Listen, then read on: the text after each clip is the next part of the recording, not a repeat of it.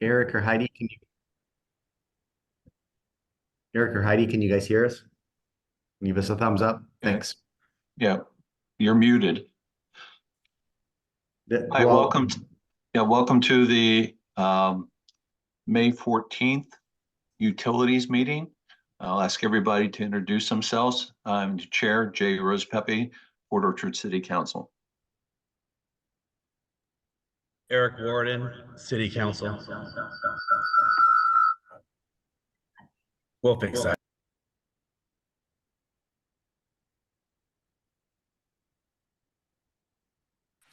Heidi Fenton, City Council member.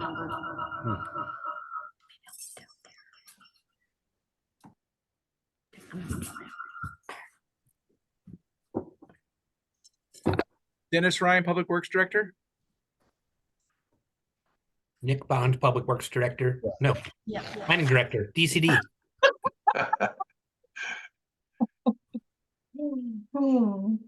Jackie Brown, Utility Manager. Also with us is Mayor Patanzu. We have a published agenda. Is there any changes anybody would like to make to the agenda before we get started? 1 second, Chair, Noah is here as well. Oh, Noah Crocker, Finance Director. Sorry. thank you. I didn't see him on there. Okay, now we'll start again. Any changes to the agenda, please? I do have one change to add a topic of leachate for a future discussion with the SAC committee. Okay, is that for a future agenda meeting or do you want to bring it up here? It would be brought up here in just a quick overview of what the topic will be with West Sound. Okay, I don't even think he needs to add it to the agenda. He's just going to talk to you about it and recommend that you guys talk about it at SAC. okay. All right, go ahead, Jackie, if you want to, you have the agenda, so why don't you lead it? I do. Thank you. So I just wanted to talk real quickly about the utility facility tour. We weren't able to get that accomplished last time. So I just wanted to know, first of all, if you were still interested in doing it and if you had a suggested time that I can try and put this together for you. I would still like to have that. I assume Heidi, you would. Any chance of like the 22nd or 24th? I know that's next week, or 30th or 31st. Yeah, what days are those? I don't have my calendar in front of me. Okay, Wednesday and a Friday, and then the 30th and 31st are also a Thursday and a Friday. Those should be good days for me, Okay, especially if we do it. Are we doing it like early afternoon or something? yeah, it was 1 to 3 last time. Mhm.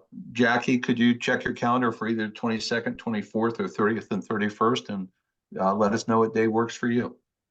Those are Wednesdays and Fridays that I see, 22nd and 24th. I'm in the office. I work in the office on Fridays, so that's a fine day for me. I'm happy to come in on Wednesday as well. So Okay, let's do, you want to do 24th at 1 p.m. then? okay, Eric, is there any chance that you would be free at that time? Wednesday, the 24th. It's No, Friday. that's Friday, the 24th.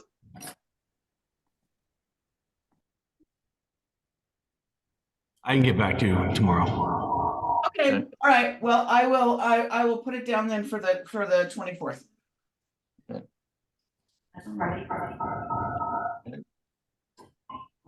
Okay. All right. Project updates. Actually, could we slide the leachate thing that Dennis wanted to talk about in right here? I'm going there. Yeah, I think one of the two of you is the sound. Dennis? Yeah, just let me give it a second here.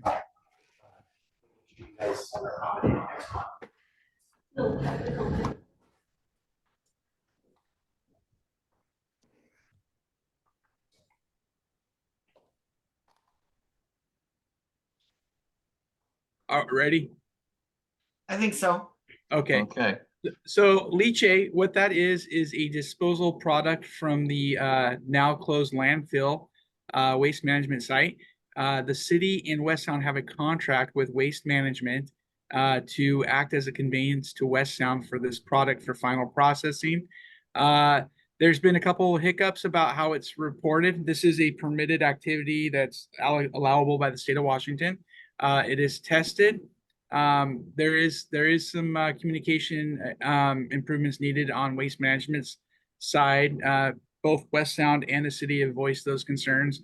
And we just would like to recommend to bring this leachate topic and how we take it as a upcoming topic at the SAC committee. How do you spell that, Dennis? Leachate, Yep. Leachettete. Does that sound right, Jackie? No, I think it's Leachate, I believe. Sorry. Okay, well, that was pretty darn close. You So got me. we'll bring that up at the next SAC meeting on the reporting requirements on that and see where we go from there. So thank you for bringing that to our attention. Project updates. Okay, so Foster Pilot Project, we did hear back from the Squaxin Island Tribe and Department of Fish and Wildlife that they are reviewing our memos. So we're gonna give them another week or so and ask them for final comments. Still no communication whatsoever from the Suquamish. So this Squaxin and who? The Squaxin Island and Fish and Wildlife. Okay. So any questions about Foster? Okay, oh, I'm sorry. No. Oh, okay, moving on, well 11. Just to let you know that we will be bringing an easement before the full council. We need an easement for PSE to be doing some work that they need in there. I think that you'll be signing or considering a contract with PSE to actually perform the work tonight. And we have Charlie working on an easement that will be coming before you in the future. We also had to do a change order that didn't rise to the cost of having to come before you. Just a small changeover to rebuild an overflow on one of the small, what we call the teacups, or the small settling tanks that are next to the well house. There was a problem with one of the overflows that we weren't aware of before, and so we did a small change order to repair that. Before you leave well 11, Yes. just so I can get my mind straight around the wells, well 11, we can't draw from until we have Foster settled. Is that correct? No, actually. Okay, see, that's why I asked. Yes, we have a pumping permit. It's not perfected water right, but we have a pumping permit for 750 gallons a minute, which increases our capacity there from the two shallow wells by about 250 gallons a minute. And then we have applied to increase that right up to the 1250 that we showed through a pump test that we were able to withdraw from safely from the aquifer. Okay, thank you. So we're setting the equipment up so that it can draw 750, and then when we get our water rights, not if, when we get them, then we can ramp it up to the 1250. Awesome. Okay, so next project is Melcher. That is our one and only pump station that lifts water from the 260 pressure zone to the 390 pressure zone. And it is it's old and needs to be updated.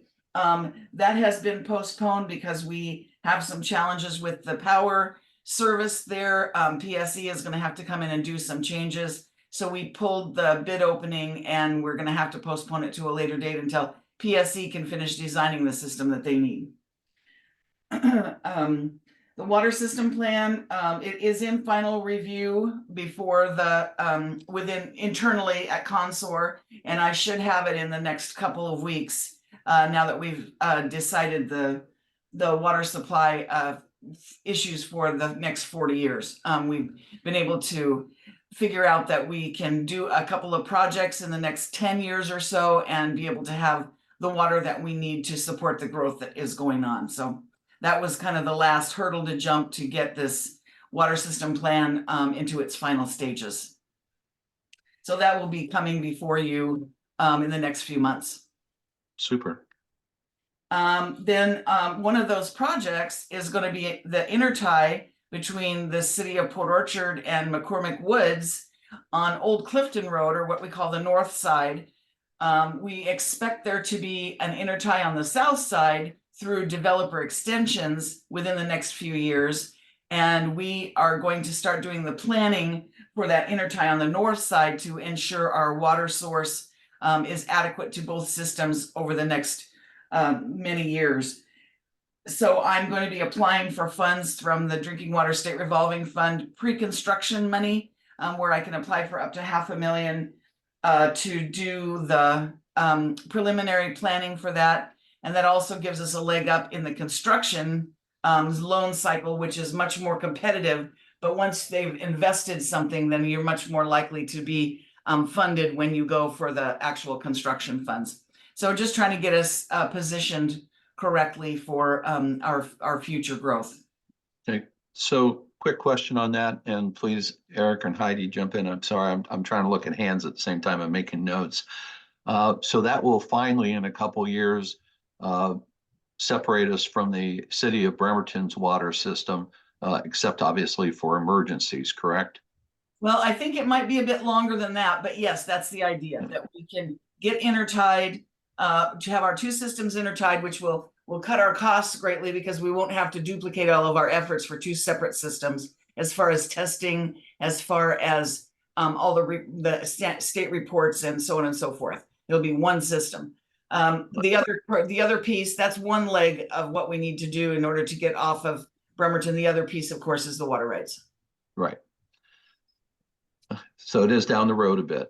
Yes, but at least if we get this planning dollars while I'm still here, then at least we've got a leg up into, you know, the next phase, which would be the actual 100% plan, so that we can go out to bid when we're ready to. Super. Eric has raised his hand. Yeah, Jackie, the mayor just told us that you're not allowed to leave. So you're not going anywhere. Yeah. I just, this intertie and the water rights, and then within the next 10 years, we have one more reservoir that we need to build on the top of Sedgwick. When all of those improvements and we get the water rights in place, then we will be self-sufficient. There are times right now in the peak summer months that we're getting water from Bremerton, and we have that right now. We're not paying money for that. We're transferring. Because we're separating our systems. We had the reservoir we used to share is going to be theirs, and they're buying it from us, and we're trading it for water. And so there's still a number of years left on that agreement. So it's not really cash we're paying them, but we want to get to a point where we're self-sufficient and can serve all of our future for growth needs ourselves. And these are all important pieces to that happening. Just to let the two new council members know, I'm not sure if you're aware of this, but we do have another intertie with Bremerton as well that feeds into the 260 zone, or the downtown zone. And that's strictly for purchase intertie, but that's really expensive water for us. So unless we have a problem with one of our wells, or have to take something out of service for maintenance or something, I have that shut off. We only open it to flush it twice a year, just to make sure that it stays active and available. So Interesting. I didn't know that. Good, thank you. Okay, the last one is the marina. Dennis, could you give us a brief update on marina, please? Couldn't get it unmuted. Sorry about that. So marina is going along well. We have not had any hiccups since the bypass was complete. The floor was poured. Mary, was that last week or the week before? Time is flying. I think it was the beginning of last week, and it was impressive. It's about 3 feet thick concrete floor and full of steel. It's really an impressive structure. How many yards was it? I believe it was 400. Wow. It was a big one. That's a big one.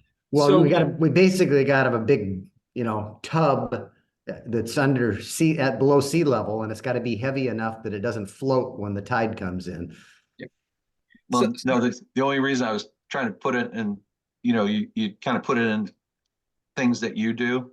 Mhm. And the recent house foundation was 12 yards. So 12 yards versus 400 is quite a bit concrete. So cool. This was an orchestrated pour. All loads were testing. I believe 1 or 2 loads were rejected because they didn't meet the slump, which is excellent as far as what wasn't able to be accepted. So passed all inspections. Next phase is forming the walls and rebar, and then they'll be pouring the walls.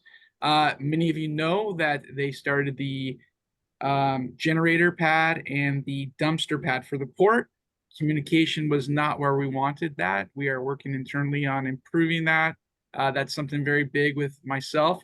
I will say that staff is extremely busy, but there is definitely room to improve there.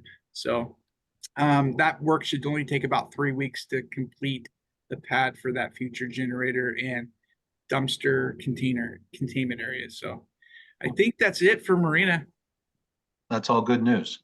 Mhm. I was down there today looking at the steel coming up out of the ground, and you can see it in the walls that they're forming up. So probably another week or two and they'll be pouring the concrete, and then the hole can get filled in.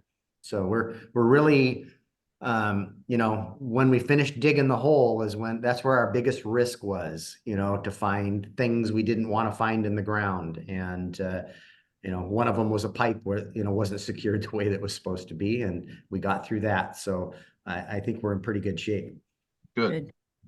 Yeah, so we're right on schedule, pretty much, it seems like. We do have a few week delay because of the Yeah. shutdown. Few weeks down behind, but we're making good progress. Mhm. All right. Jackie, would you lead us in discussion on fluoridation, please? Yeah, I included in your packets, boy, you caught me off guard here. I included in your packets some information that Jay had sent me from the DCD as well as the American Dental Association, and that Rob had gotten from, as he indicated at the last meeting, from the Kitsap County Health Officer. Rob, I see you unmuted yourself. Did you want to weigh in on this? Yeah, you can get a lot of information on far sides of this issue. And the bottom line, we're only fluoridating to benefit the poorer families and the children of the poorer families in our community. I mean, that's even public. That's what CDC says, and the CDC says there's benefit to that, and that's why I got that data from the school district to show. If you slide to that memo, I mean, that's why. I mean, I don't think anybody on this call doesn't have proper dental care. Okay, but the poor families in our community likely don't. And I just wanted to demonstrate that, the McCormick area of our city, which is served by Sunny Slope, and there's other students in this, from the surrounding in the county. Only 34% of the 488 students at that school are being served by free or reduced lunch. But at the other two grade schools, Sidney Glen and in particular East Port Orchard Elementary, the East Port Orchard Elementary, it's a staggering number of the poor that live in that segment of our city. And ultimately this is the city council's decision. I just want to, us to recognize why we're doing this and who it's benefiting. And there are a number of poor people, and in particular in the older part of our city. Yeah. That's really all I wanted to say. Mhm. Well, I'll go jump in. Basically at looking at the ADA and both the CDC information, it was quite a bit of information on studies that have been conducted since 2017, recent studies. And I think the benefit, don't mean to disagree with you, Mayor, but I think the benefit serves all the citizens, even those that it needs to. I agree with children and stuff, but I think there's a total benefit of this. I know that the city council approved this years ago, and basically, I'm not in favor of taking this. I don't see any reason to take this out of committee right now without additional information that would have real substance behind it. Mhm. And and I'm the one that brought this up, and I know we have the pros and cons, and I think with the fluoridation in your water, it's very little that's going to go into your tooth enamel. It's basically going into your body and absorbing through stuff.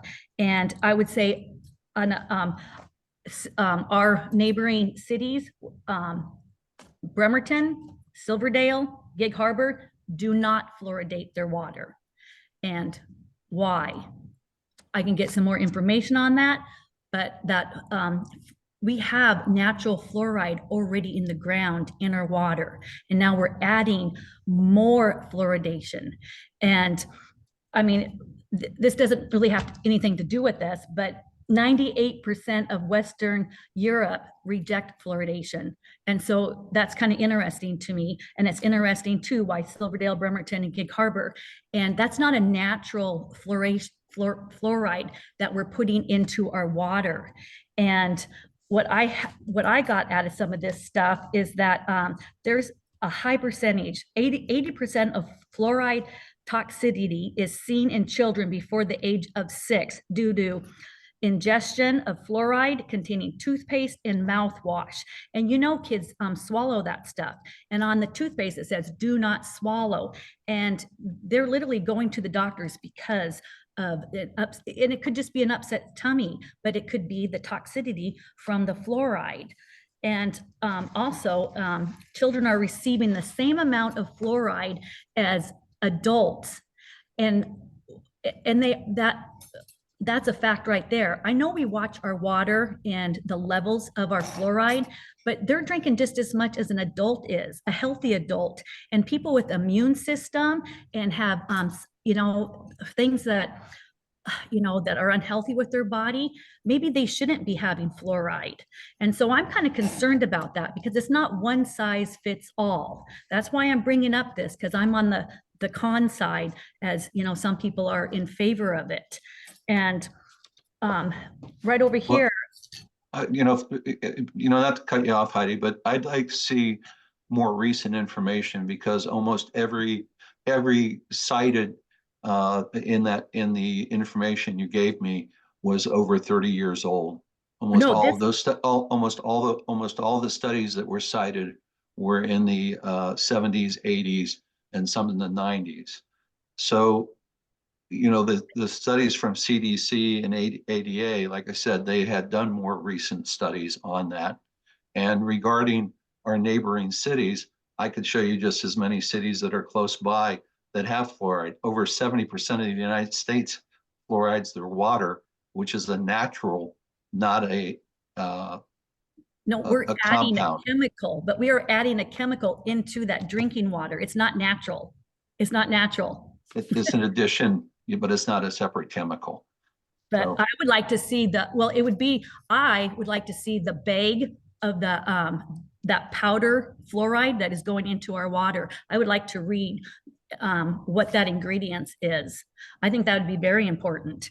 And there are studies, and this is a study from 1921 of the neurotoxins study, and these are private. Studies relied on individual exposure indicators, thus providing substantial support to the conclusion that elevated fluoride exposed during development, that's early childhood, can cause neurotoxicity. So that was wrong. And even in adults. And it also can cause, with your body, you can get fluorosis, skeletal fluorosis, arthritis, bone damage, osteoporosis, muscle damage, fatigue, joint-related problem. These are related to fluoride in the water. Now, you might not know that, but if you do go and do some research on it, or you do it within your own body, I'm not saying, that's why I said this, the fluoride isn't, one size fits all with kids and plus, there's fluoride in milk, there's fluoride in juice, there's fluoride, in baby formula. You're soaking in the fluoride when you're taking a bath in a shower. So there could be definitely an excess of fluoride. And when I go from here for, in conclusion, and there are studies of this, currently recent opposition has been since the growing worldwide, and that's what I'm coming at.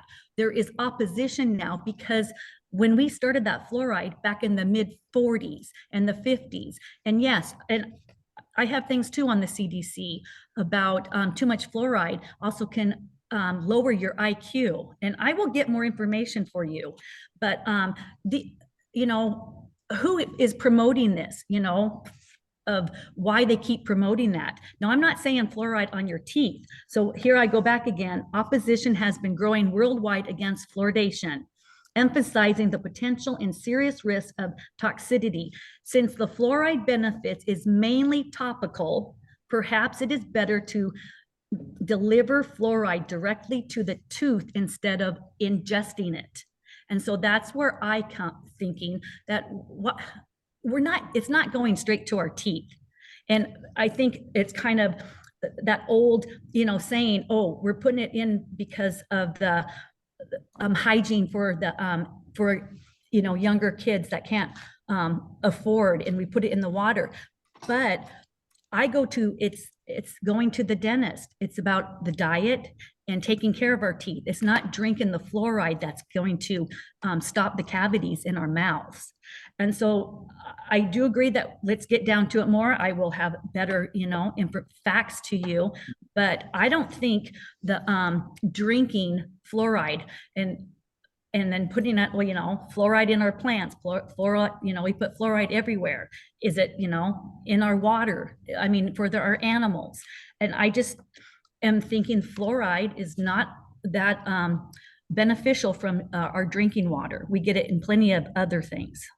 So Well, Heidi, Yes. I'm sorry, before we move on, point of clarification, when you were talking about that neurotoxicity study, you said 1921. Did you mean 2021? Oh, I'm so sorry. It's right.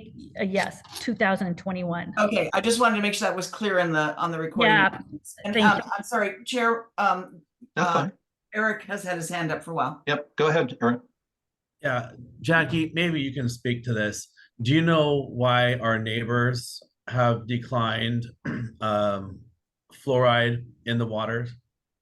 I do not. I know that each utility needs to make its own decision. I know Manchester Water District fluoridates. When I worked there, there was a group that wanted to remove the fluoridation from the water, and we had several of the dentists come and talk about it, as well as the people that were opposed. We had a meeting at Manchester Water District, and then at Manchester Elementary, and then we took it to a vote, and it was voted to keep in. So that's all. That's the only system I could really speak to. Okay, I just didn't know if you guys did, you know, roundtables, networking, and that was a topic or not. So I was just kind of curious. Back in the late 70s and early 80s, which really dates me, yes, we did. But it's been so many years, I don't remember. Yeah, last discussion we had in here, you kind of hinted that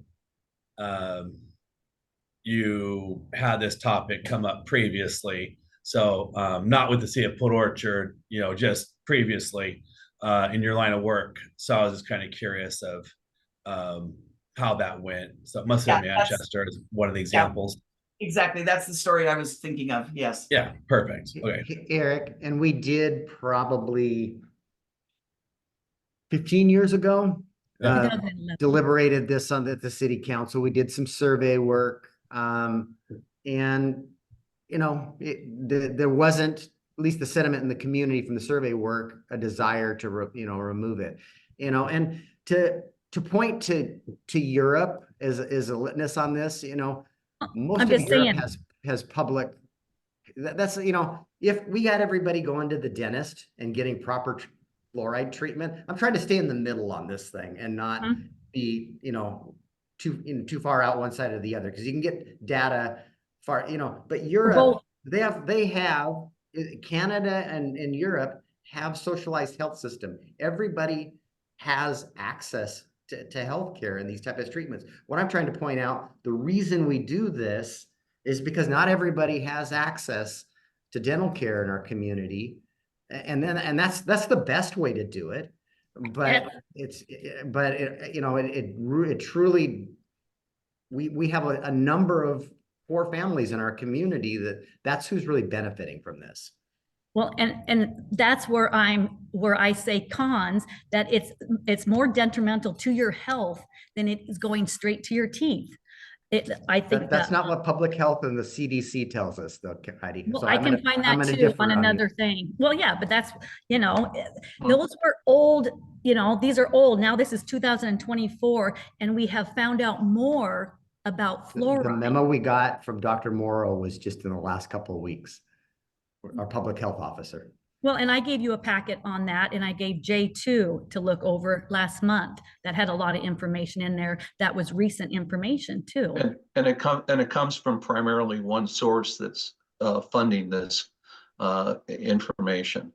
At this point in time, if you'd like to bring more information in, Yeah, more concrete information, then bring it back. But at this point in time, I'm not in favor of bringing this to the council yeah, for discussion. that's fine. I Okay, agree. then, I well, agree. then we'll bring it, then we'll discuss it at our next meeting a little bit more in detail. All right? Okay. All right. Is there anything else for the good of the order then? Jackie, Yes. just I drives would- me nuts that you're leaving. I didn't know if you want to talk about the future agenda items. Yeah, well, yeah, I wanted to announce to the utility committee that I have announced my retirement date. What? Which will be July 8th will be my last day with the city. The reason I picked that crazy day is because I started with the city on July 9th. So that means exactly 5 years. And I think it's time, so. All right. That's a downer. Yeah, gonna miss you. Well, it was a very hard decision for me to make. I love my job. I love the people that I work with, and I love what I do. But it's been almost 45 years that I've been doing this. Family comes first. Yes, exactly.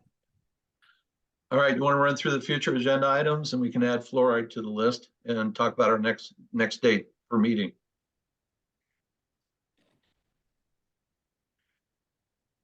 Okay, I've got fluoride down. Okay. And then we will have the facility tour before the next meeting. And that's another question, is the next meeting going to be June or July or later? I'd like to have one more meeting with you, if you would not mind, to schedule that in June. Okay. Okay, that would be June. Let me unshare here.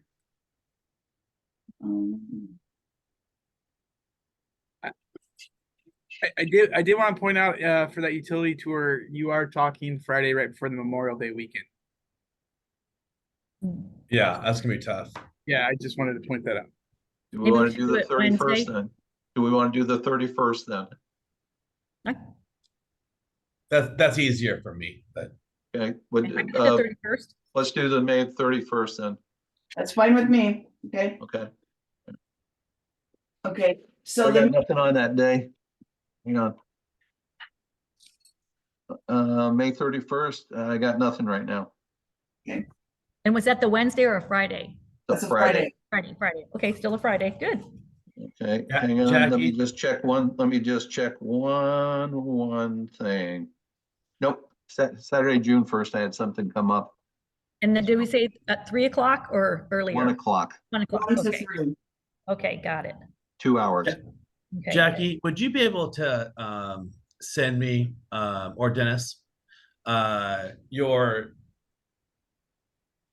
previous year's stormwater report end of the year?